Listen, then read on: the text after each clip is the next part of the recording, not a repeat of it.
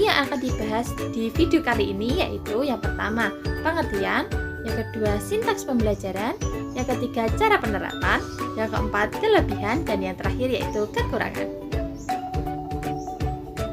Yang pertama, pengertian inquiry learning. Inquiry learning adalah kegiatan pembelajaran yang memfasilitasi peserta didik untuk mengajukan pertanyaan, melakukan penyelidikan atau pencarian, eksperimen, penelitian secara mandiri untuk mendapatkan pengetahuan yang mereka butuhkan. Peserta didik diarahkan agar dapat mencari tahu sendiri materi yang disajikan dalam pembelajaran dengan cara mengajukan pertanyaan dan melakukan investigasi secara mandiri. Sintaks pembelajaran inquiry learning. Yang pertama, orientasi.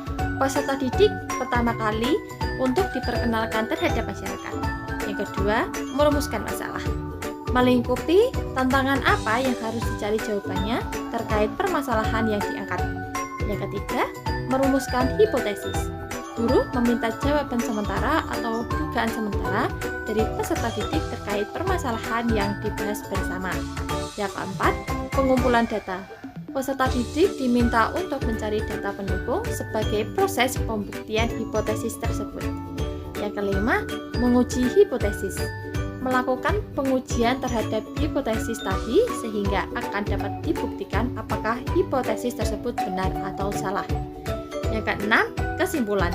Kesimpulan diperoleh setelah keseluruhan langkah pembuktian telah dilaksanakan. Selanjutnya dikomunikasikan melalui kegiatan presentasi. Cara penerapan inquiry learning. Di dalam proses pembelajaran, PPKN menggunakan model inquiry learning di kelas 5 sekolah dasar dengan materi musyawarah. Langkah-langkah penerapan yang pertama, peserta didik awalnya diberikan stimulus dan diperkenalkan pada dunia masyarakat yang berkaitan dengan musyawarah. Yang kedua, guru menjelaskan materi musyawarah dan memberikan sebuah masalah pada peserta didik, yaitu alasan seseorang enggan memberikan pendapatnya pada kegiatan musyawarah.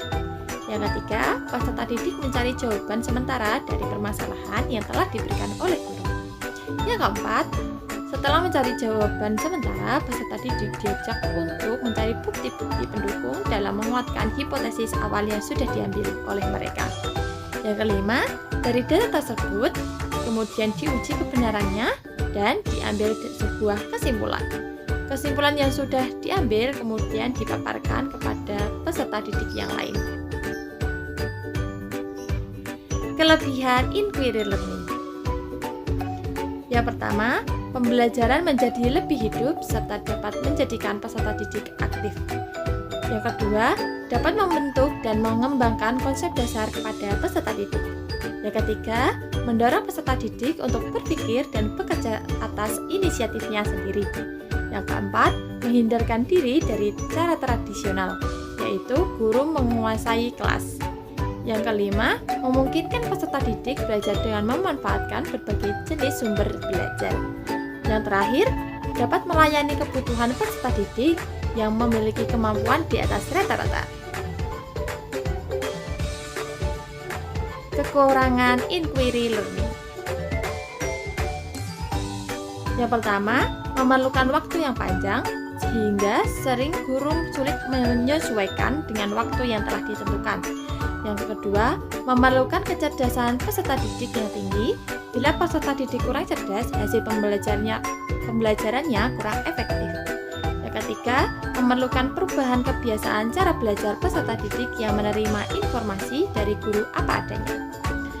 Yang keempat, guru dituntut mengubah kebiasaan mengajar yang umumnya sebagai pemberi informasi menjadi fasilitator, motivator, dan pembimbing peserta didik dalam pembelajaran.